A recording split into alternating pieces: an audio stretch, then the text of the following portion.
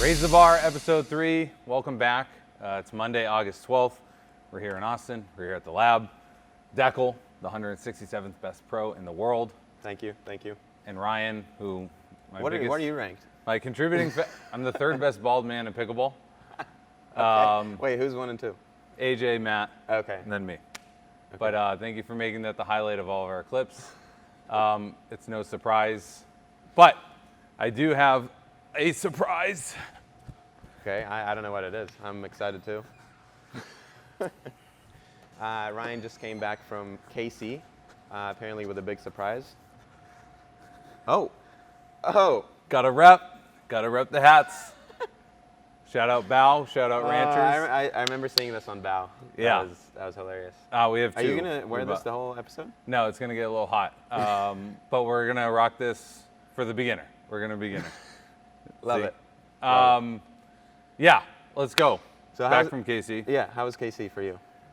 Not hot. Okay. Not all that hot. Yeah. Not all that hot. Not 105. Not filled with Tour Wars drama. That's a plus. But 9 days. Overland Park. Shout out Overland Park. I want to get the keys to that suburb. I loved it. I think a lot of people found it pleasant.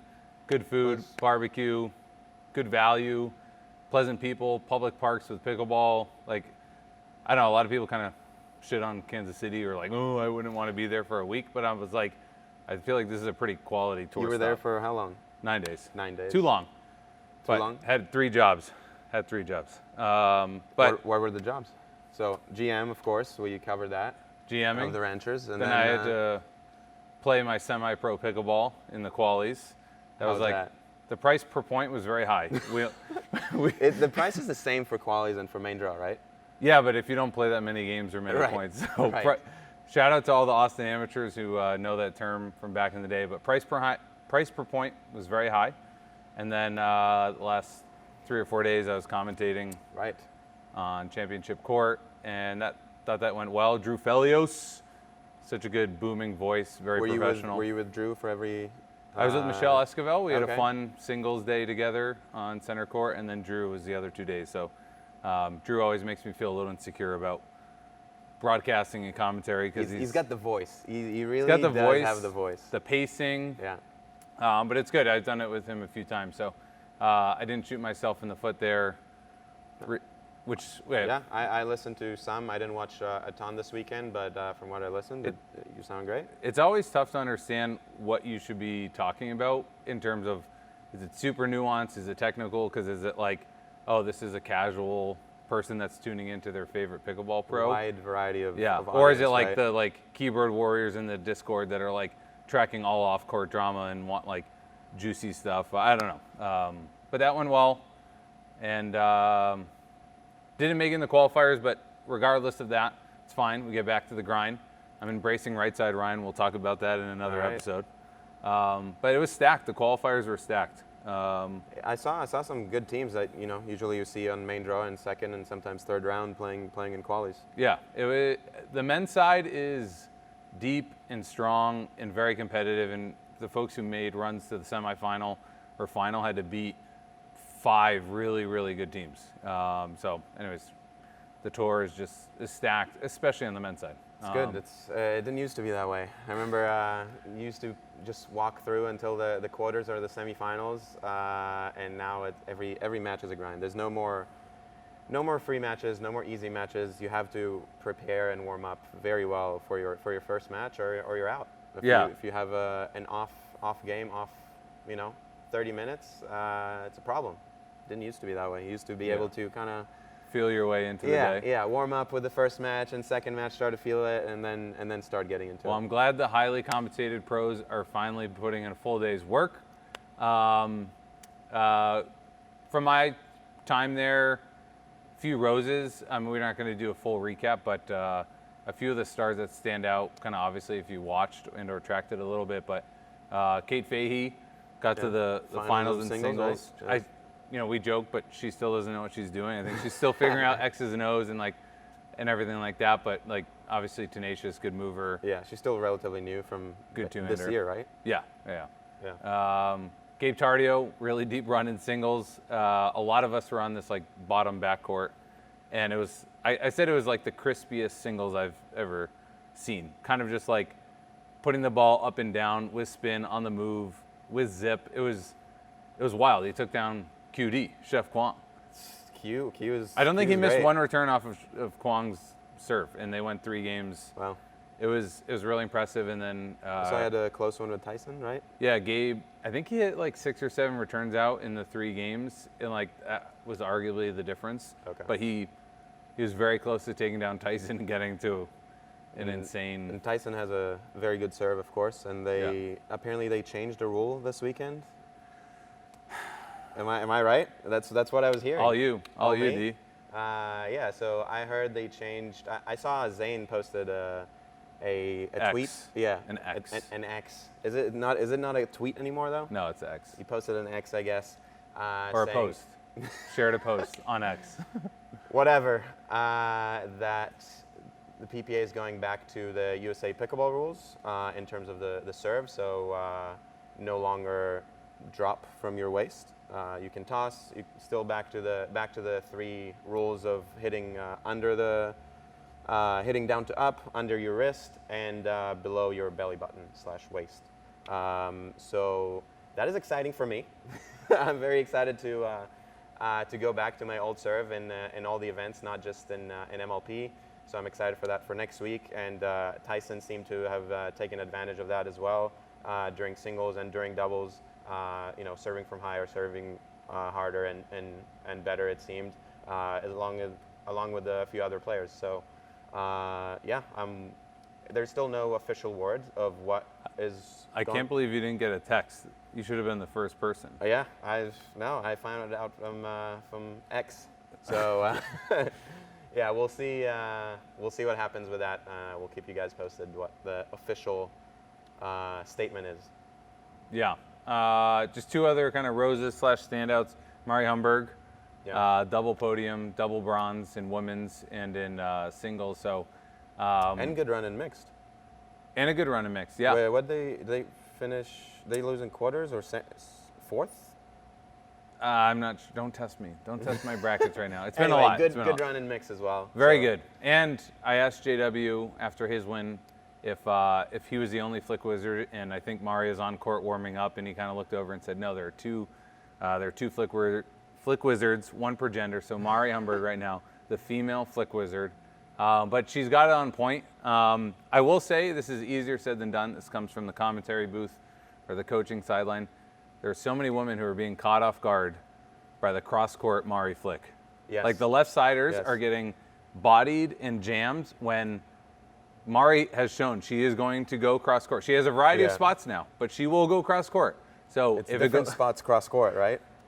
A few. I mean, she has the put-away clean winner when you're at the baseline, but in stable kitchen play, she can still reach in, but she'll go cross-court, and so many of the women still aren't responding to like sitting more neutrally or like leading with forehand. But she's shown a lot of like kind of nastiness with it and being able to do off speed.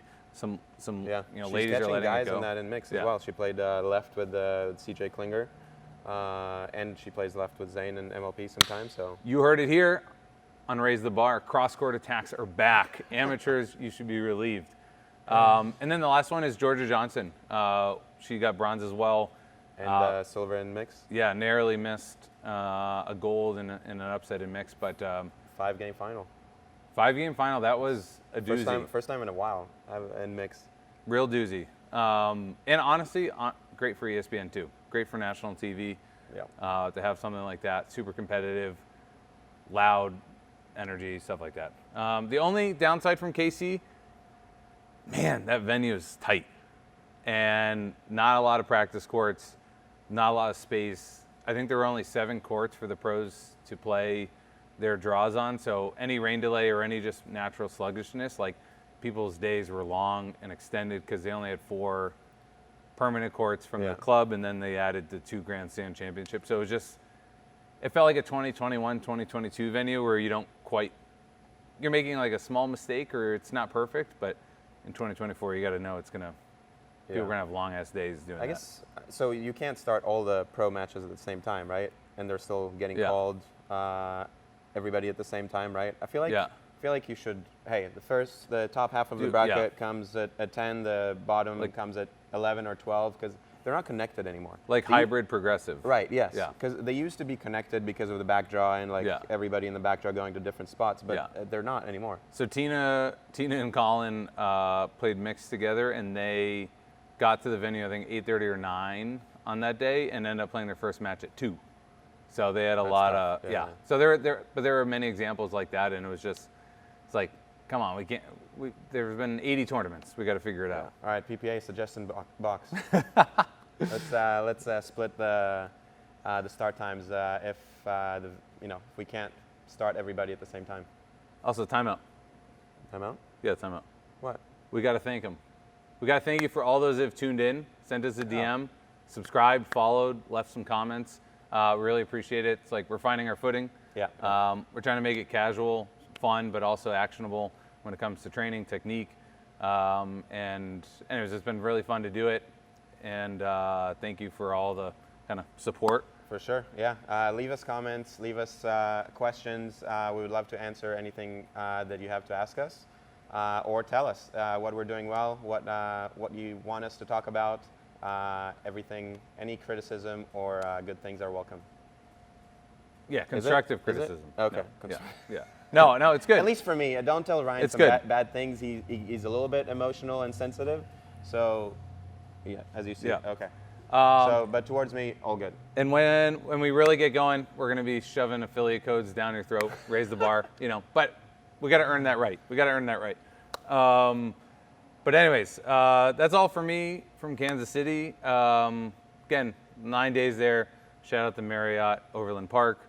Honestly, like a 1990s like hotel bar where there's like the national like dishwasher association's got like people at the bar drinking and just talking about their stupid conference, and then you had young sales interns, and then you had like pickle people carrying around their foam rollers. But anyways, it felt like an alive place. It kind of was like I like that hotel. I stayed there obviously the first few nights and then back It was home. a little but like it was Grand nice. Rapids. A lot Beer of players. City. A lot of players were Yeah. there. Yeah, you see a lot of people in the lobby. Are you when like a go down. Marriott ambassador? I go you to got most of Marriott. Yeah. You got the secret. Could you get into that secret door cafe? I did not know it existed. So Doesn't even probably know not. Doesn't even know it existed. Tough look. Okay. What about you though? So been yeah, lazy here in I Austin? I was not lazy. I was actually pretty much here the whole week. I took a day or two off and then started drilling. So a lot of drilling. I lost my drilling buddy because he was in KC. Because I was watching. I never play when I go to MLP or commentate. It's terrible because there are no courts to play. I'm just sitting there. It's tough. watching. It's tough at a tournament. Not getting better. Yeah, it's tough to Anyways, play. Definitely busy at tournaments.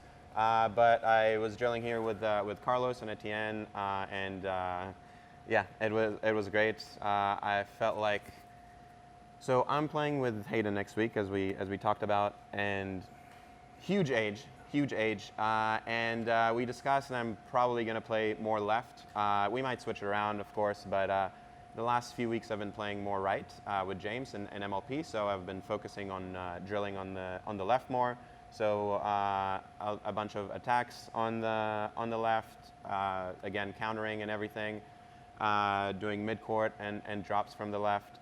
So just really focusing a lot of on the left side, working on my two-handed dinks and attacks, trying to add that and improve that. So yeah, I had a good 4 or 5 days of drilling, no games at all. And today was the first day I played some games. Felt pretty good. Who did you play? Played with Zane, Carlos, and John Cincola. So fun group. Oh. Yeah. Another timeout. All right. Johnson Cola, shout out to Dad. Takes down Travis Rettenmeyer in singles, first round. Takes down Colin Schick in singles. That's very good. Then takes Federico to 9-9, loses in 2. Or 11-9, 11-9. But that's a big singles day. Yeah. And yeah, narrowly missed a men's win with Wyatt. But John, shout out to John. I feel like John is underrated on tour and all the events. Like, Yeah. When Matt and I had a good run in Texas Open, we had a match point down against him and Stefan on the first round. I remember you watched it. were watching that. I was on I know- both. I know I who was you on. were I was cheering on for. both benches. Okay. I was on both benches. And yeah, John. Every time I see him play, or like he's always playing well, always deep, either deep runs or close results with good teams. So I feel like the players know he's a good player. It's just kind of maybe the fans don't know him as well, but. Yeah. Always. They do buy his ball machines though. They do, John. Yeah. No, he does. When he says jump, people jump. Yeah, John has some great content. Go follow John. We may not put a link in the description. We may not. We may or may Too not. competitive right now. We're right out the gate. We're trying to earn every subscriber. But anyway, so I drilled with. So like I said, Carlos and Etienne. Usually I drill a lot with you. So personally, it's not that easy to find good drilling partners. You're okay. You're okay. it's fine. I didn't say I was great. I just agree with you. No, you're I agree good. with you. It's harder than it seems, honestly.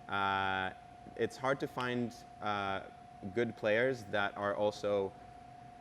will stay mentally in it for the whole duration, for 2-3 hours, however long you want to drill. And some people kind of feel like they have to play games during drilling, and yeah, I feel like you want to say something. No, don't talk about Zane right now.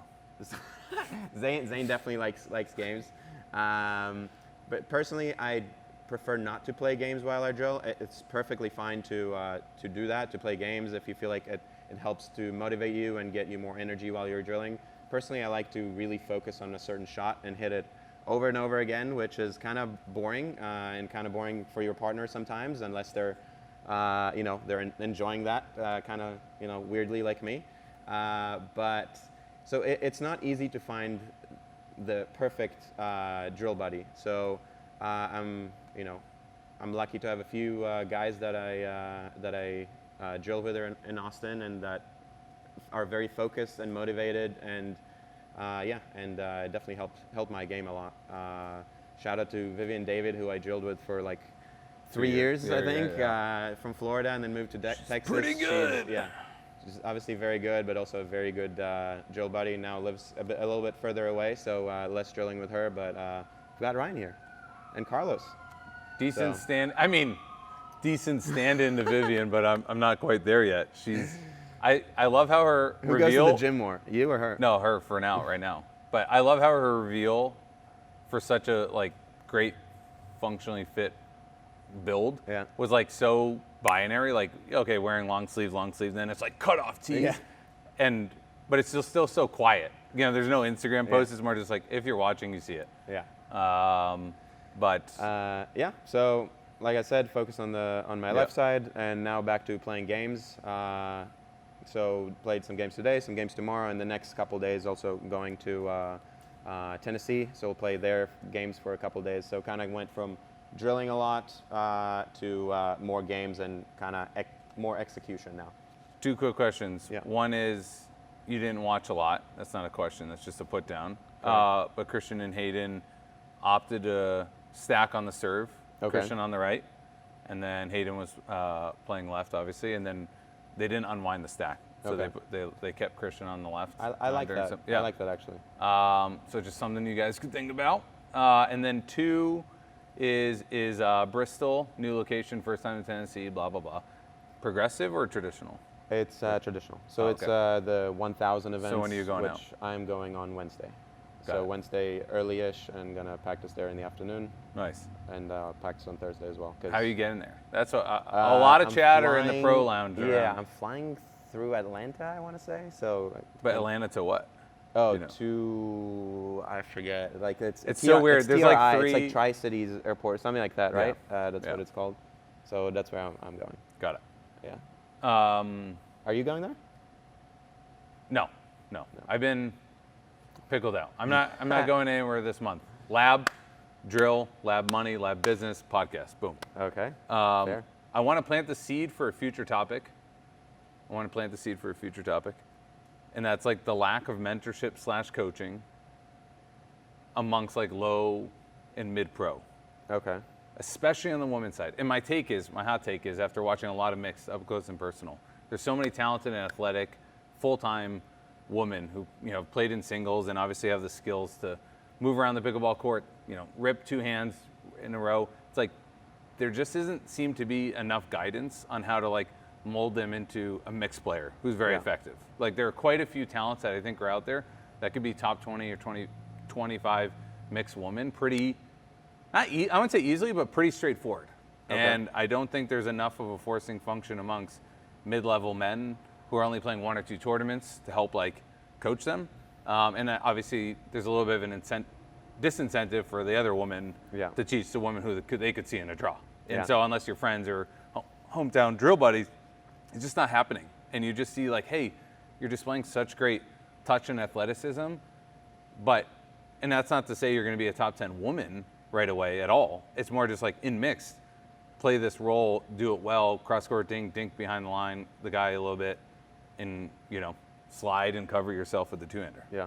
So that's basically my whole. But are there enough coaches in general? Like the top pros, most of them don't have coaches. Like now we're starting to see some people have coaches, but I don't think there's a lot of I don't think there's a lot of coaches. But that's because the new meta is changing every 6-12 months, and the best people, the people who know most about pickleball are playing it right now, and they're getting paid to do it, and they're getting paid to be a competitor as their career. So there's just some weird structural things, but generally, like a lot of this isn't rocket science at this point. No, right? I think it's worth the investment for all those mid-tier players and honestly the top players too. Are you my coach?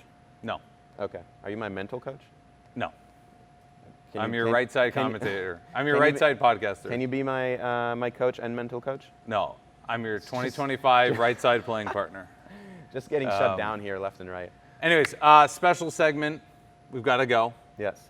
We're going to go talk and do a check-in with the man of the hour, one of the men of the hours, Gabe Tardio. We're going to get him on right now. All right. Fresh off his win on Sunday, Championship Sunday. Gold. He beat the number 1 and 2 teams. Is that the first time people like beat Ben and Colin, AJ, and Dylan? I don't know. I think so. Okay. All right. We're going to go talk with Gabe right now. How was the flight, Gabe? What's that? How was the flight? Bro, it was bad. It looks bad.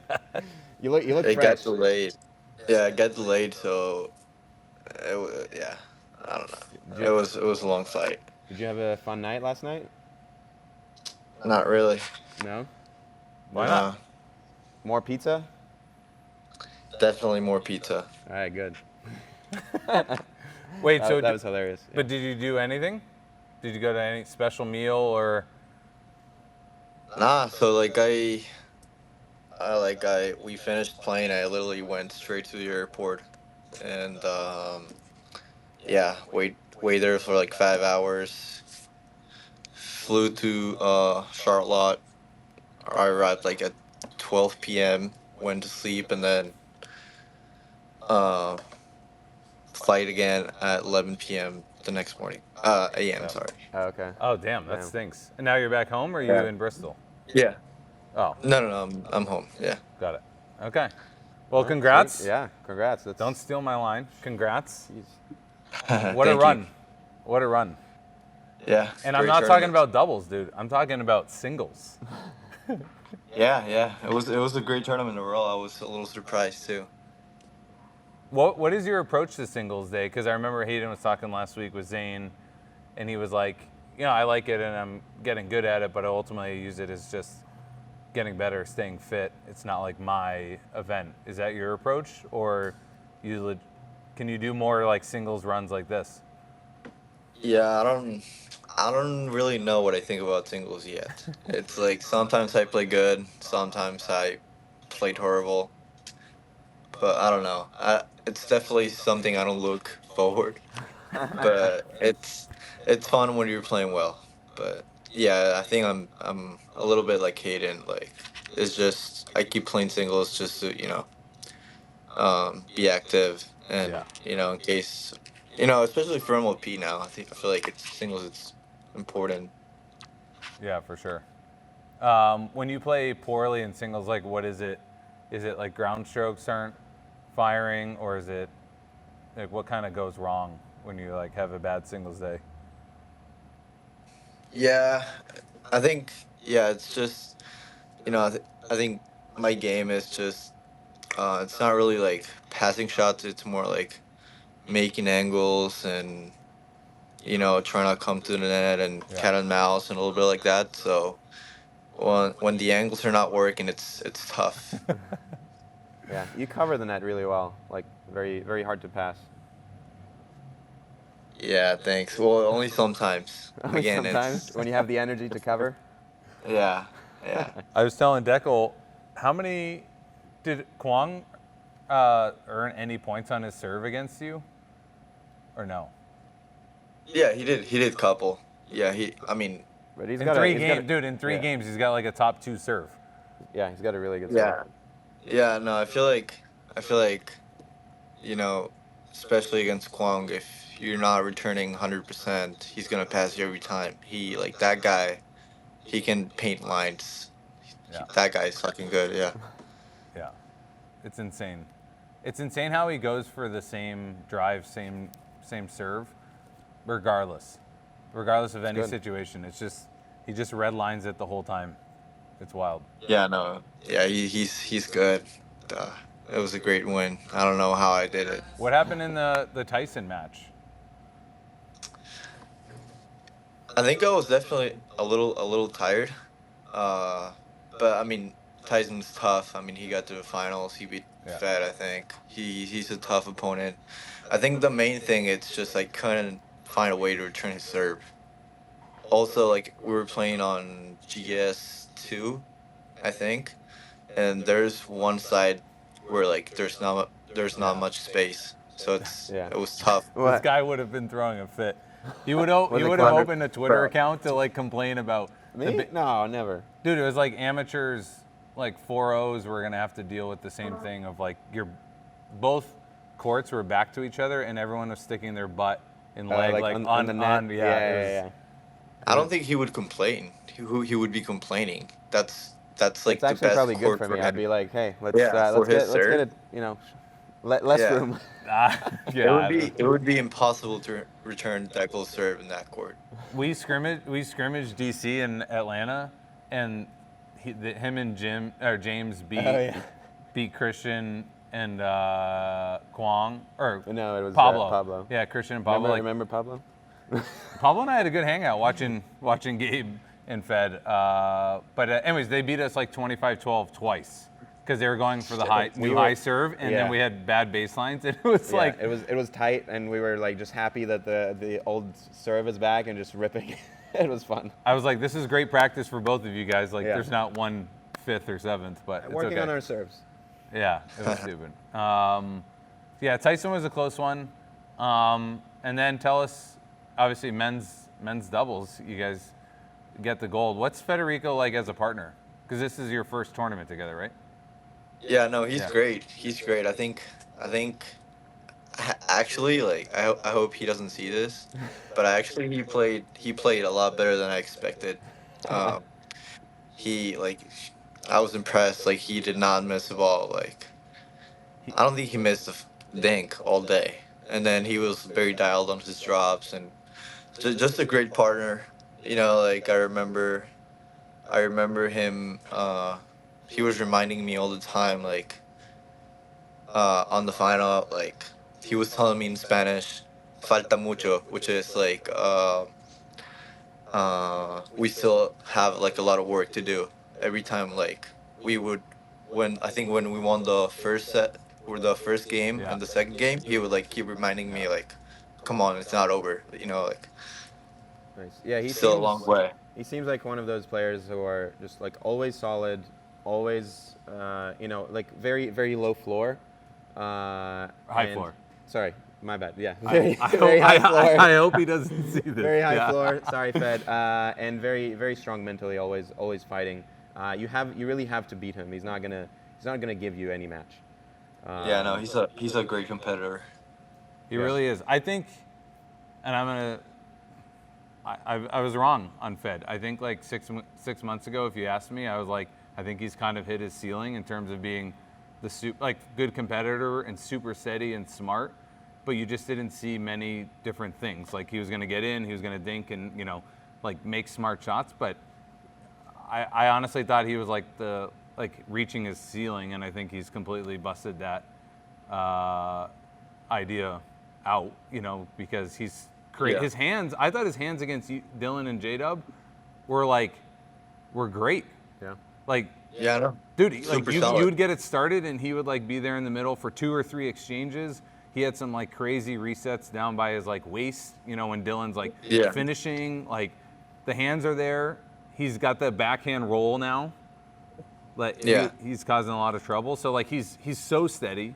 He's such a Yeah, good no. competitor, and he's adding in these like more deliberate routine attacks, and it's it's amazing. I think Fed is one of the few guys on tour that like actually kills himself in practice. Like, he takes everything he does, he takes it very seriously. I know he's been like training almost every day with I think Johnny Goldberg. I think he pays Johnny to drill like, I don't know, 2 hours, and it's just Fed dinking or doing whatever he wants. But No, yeah, don't say that. Now Ryan will want me to pay him for our drilling.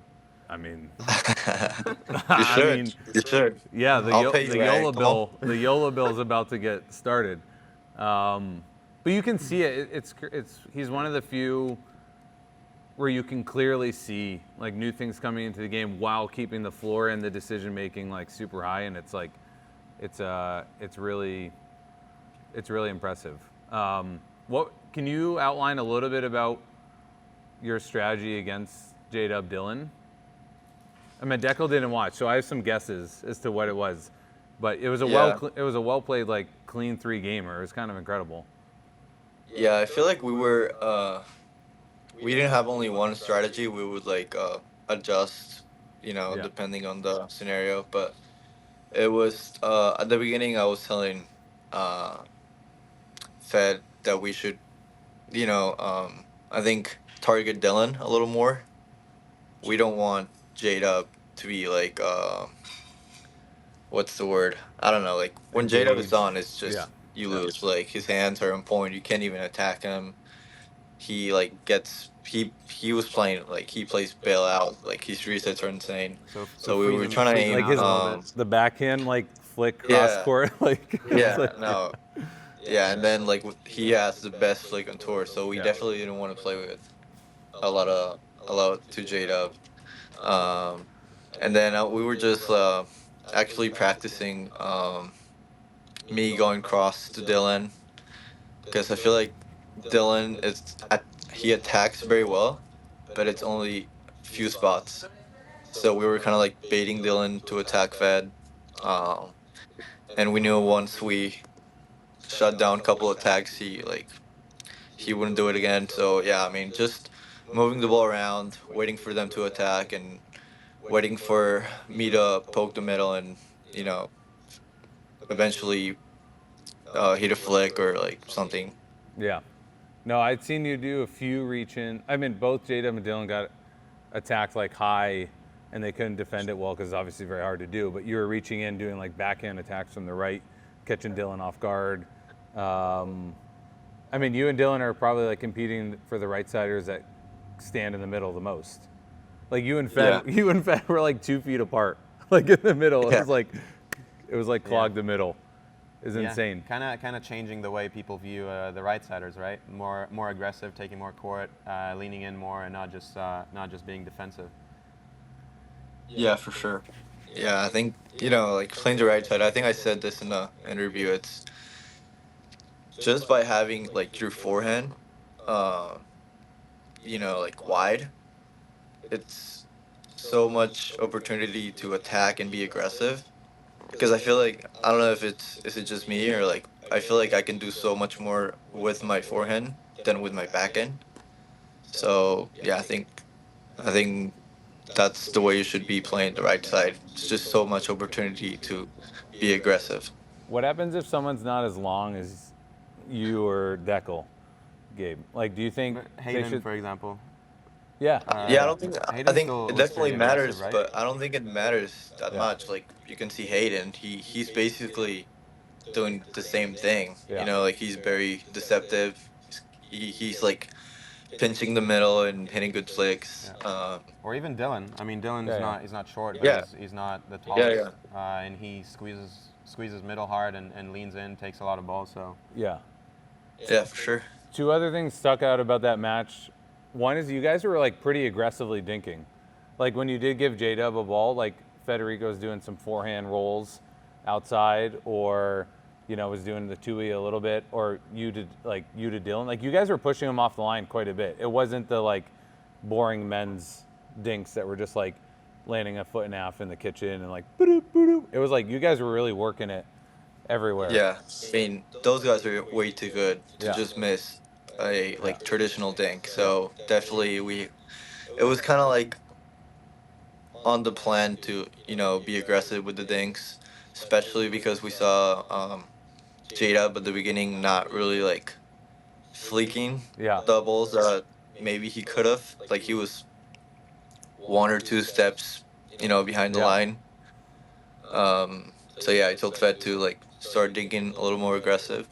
Yeah, he was definitely like getting pushed and then just doing a backhand slice. It was impressive. And then one other question I have from watching Dekel kind of checked out this week from pickleball. I get it, you guys have a grind, I was on court, and Good with excuse. family, and good just excuse. living You life. probably weren't paying your drill partner. But the other thing that I noticed is, you guys went to Dylan outside in his forehand quite a bit, and he did have some like early success, kind of like against Fed with the forehand flick, like mostly cross body and stuff.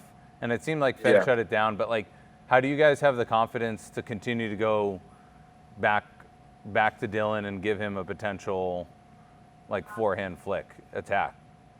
Yeah, it's what I was just saying. It's like I feel like Dylan has great attacks, but he only has couple spots.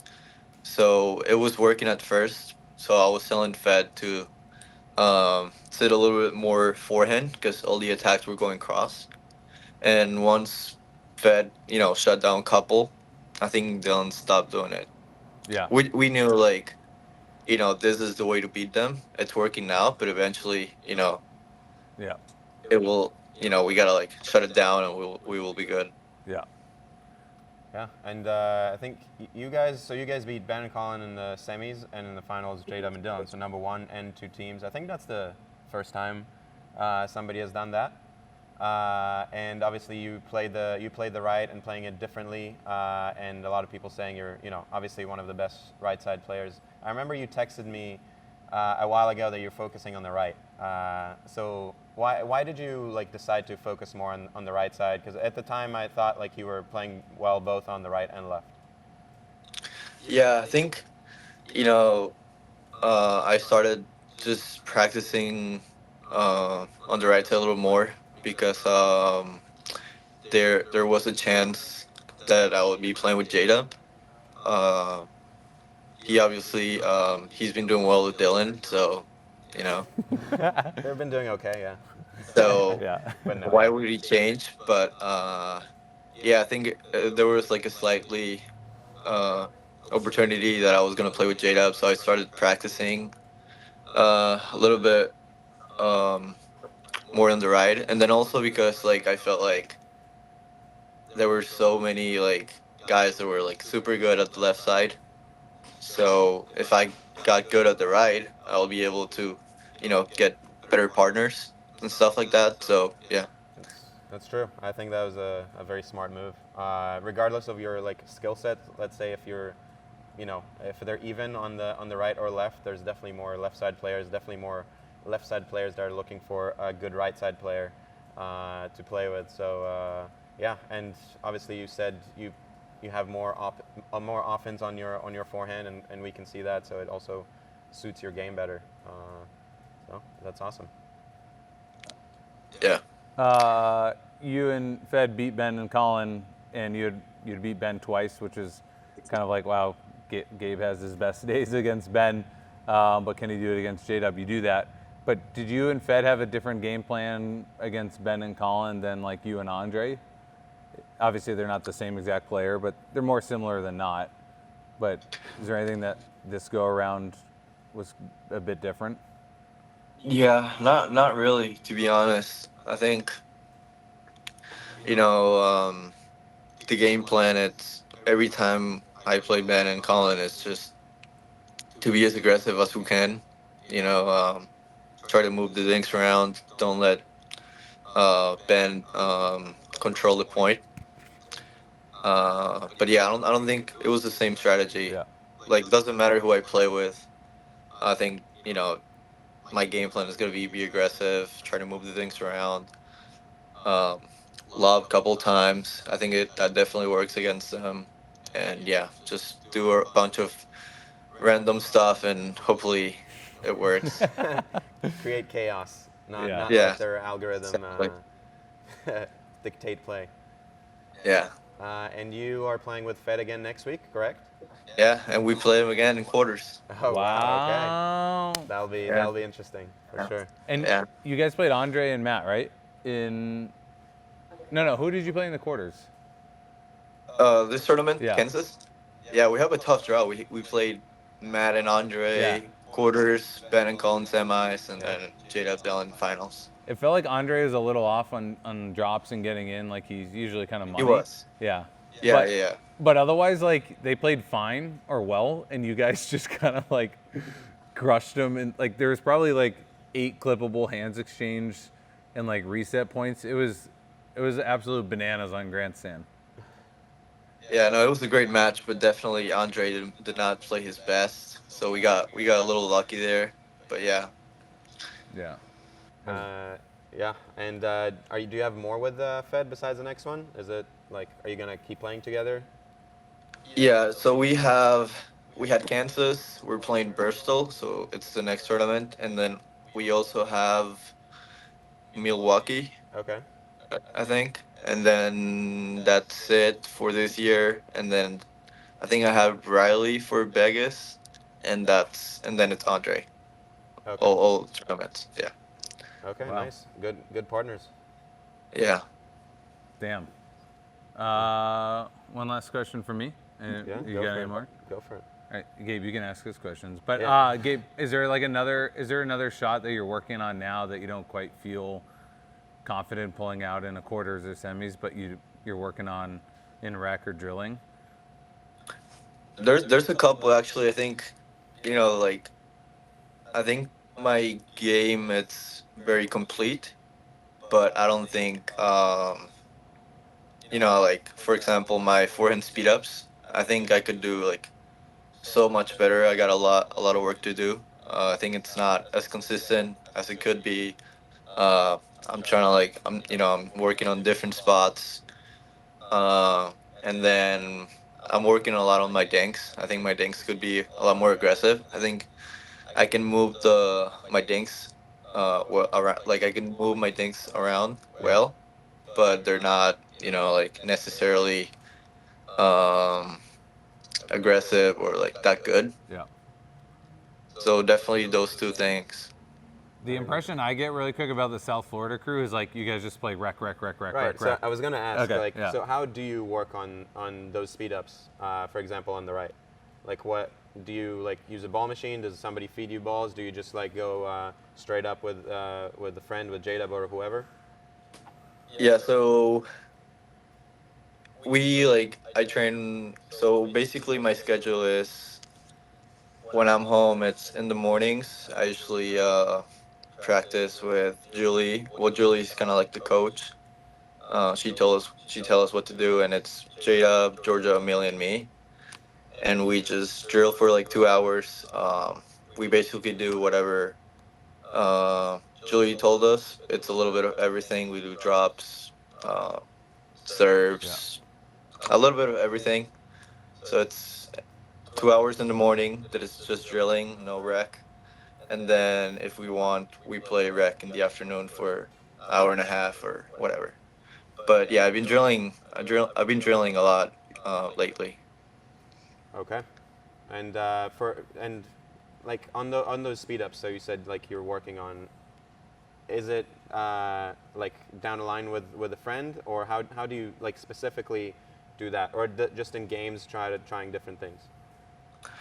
Yeah, it's both. I like just tell Jada up to just stand there and to hit a dink to my forehand, and I just switch around Just blast my it at him. spots.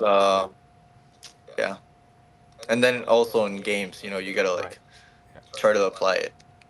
From a dead like a deadish or a neutral dink to your forehand, how many spots do you think there are total against like someone straight up?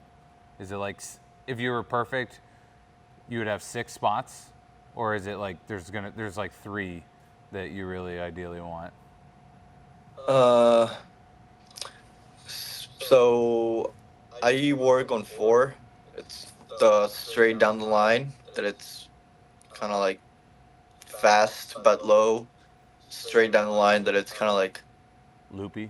little more higher but slower, so it stays in. And then uh, the cross one, and then the to the left shoulder. That's the 4 spots I work on.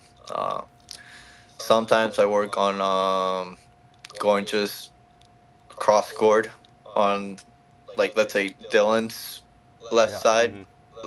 left shoulder. But yeah, usually 4.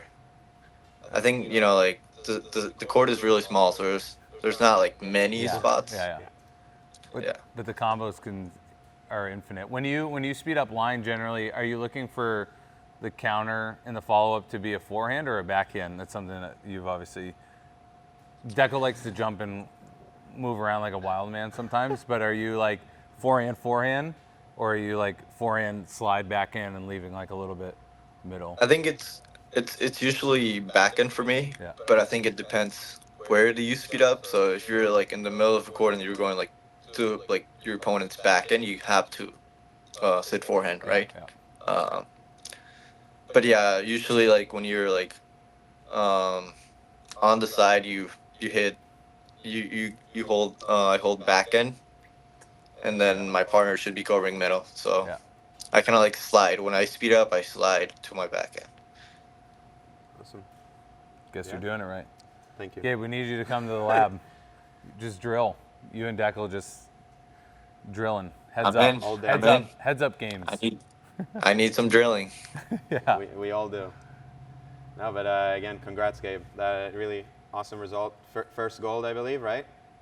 Yeah, first one. Are we going gold chain, or is that not original enough? Are you gonna get a gold chain? I don't. Not yet. I don't think so. You're thinking about it.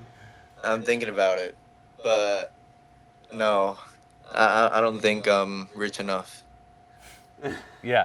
Not yet. Yeah. I need a couple more, but Pickle. we'll the, see. the paddle brand should be matching, kind of like necklaces to podiums. So you got to work. Yeah, I'll tell him. Yeah. Next contract. Cool. Well, I appreciate you checking in, and major congrats. It was cool to see in person, and such a run. Like, no small feat to do that. So, Thanks, props. Ryan. For Awesome. Sure. Thanks for joining us, Gabe. Appreciate it. Yeah, thanks for having me. All right, Okay. we'll see you in a couple days. Talk soon. All right, See ya. later. Bye. It's Juicy Tidbit for episode 3, and we're going to be talking about the stack. The stack is back with a lot of the tour play. We were stuck in MLP mode for 2 or 3 weeks. We're back. We're back having to hustle our butt to the line. And Dekel, you're going to show them how to, one, Defend the stack and how to attack the stack. attack the stack. You heard it here. So let's go to the court and figure out how to first defend it. All right. Let's learn how to defend the stack. So right side Ryan is partnered up with Dekel. We're on an odd number, so I'm here on the left. I'm going to receive a serve, but I need to get my butt 19 or 20 feet to the right side to make sure that a third shot drop or drive doesn't kind of penetrate or attack us. Dekel's going to start there. But Dekel, where can I first take? What's my first option when I want to unwind the stack? Where am I going to return to them? Right, so you have a few different options. One option is going down a line. So with your return, going down a line to the person in front of you. As your partner, I can help you defend the third easier that way. I can establish myself here and defend a lot of spots. With one step, I can defend my line here and guard you over here. So if they really want to catch you, they have to hit a really sharp and good angle, which is not the easiest shot to do, but it is possible. But again, we're playing the percentages here, and I'm able to cover you pretty well. And I'm hoping that with your strong legs, you'll be able to get to that spot and defend it fast enough.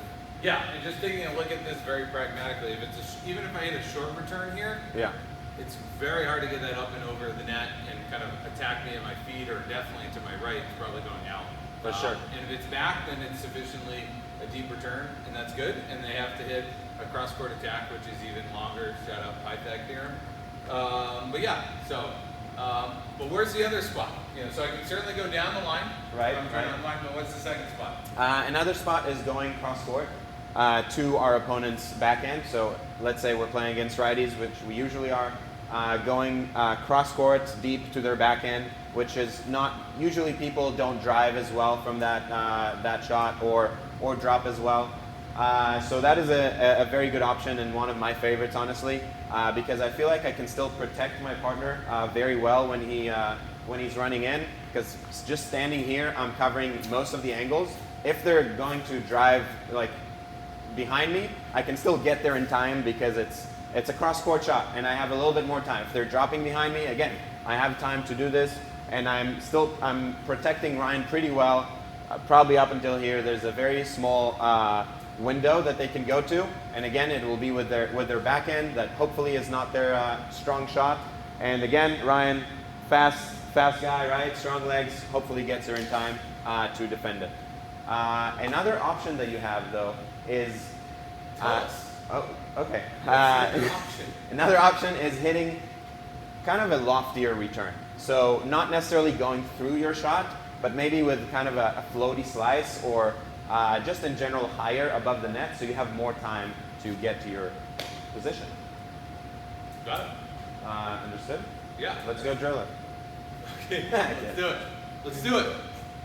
So the first thing is it starts with a serve. I'm going to hit a deep serve wide to Ryan, so he has more space that he needs to run to. So a longer distance, and it'll make it harder for him. So deep serve, wide, like that. If you run around your forehand, you have more distance, as Ryan is saying. Personally, I recommend to hit your backhand. If that is your weak spot, and it is a weak spot for a lot of people, then work on it. It is very important when you're unwinding the stack to hit with your backhand there. Otherwise, it will be very difficult for you to recover and cover the whole court. All right, so as you can see, deep serve wide is causing Ryan to hit me a shorter return most likely, and for him to be a little bit out of position or deep in the court. So the next thing is taking advantage of Ryan's not great court position and hitting my third towards where Ryan is going to, and trying to find that open space.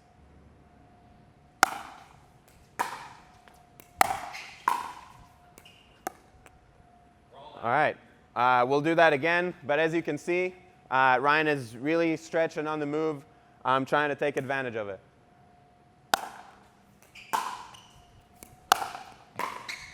Nice. If I would go to the other side, the person is already established and in great position. If I hit there, they'll most likely hit a better volley. So that's why I'm choosing to go to Ryan over there. As opposed to here, where I'm this. Yeah. He's hitting to me on the runs where I split up and handle a ball that may be dipping or at my feet. So. Yes. And now the third thing is trying to take even more time away from Ryan. He's struggling. He needs time. I'm trying to take his time away. How do I do that? If I take the ball on the rise. If I let the ball bounce and let it drop again, then Ryan has more time to get to his position. If I take the ball on the rise, then Ryan will have less time, and I can most likely find more open space. So here's a demonstration.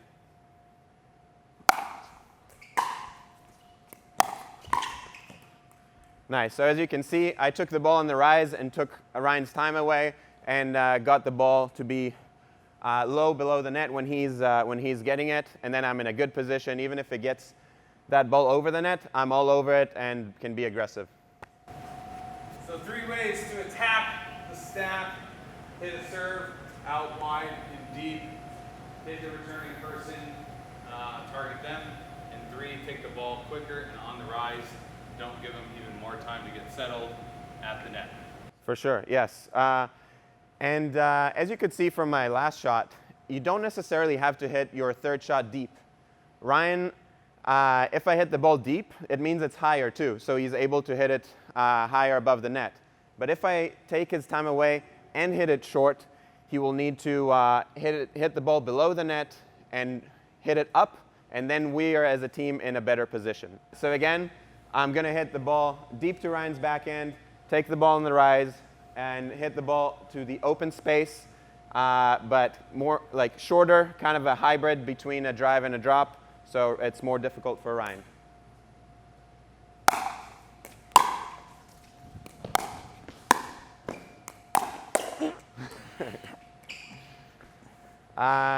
Now I'm going to hit a harder drive to see just the difference. Another option, not just the hybrid, but also the harder drive, and I'm going to try to crash behind it, because often when we're hitting the drive to the person coming in, they're not in a great position, and they will pop up the drive, and if I'm in a good position forward, I can take advantage of it and win the point that way.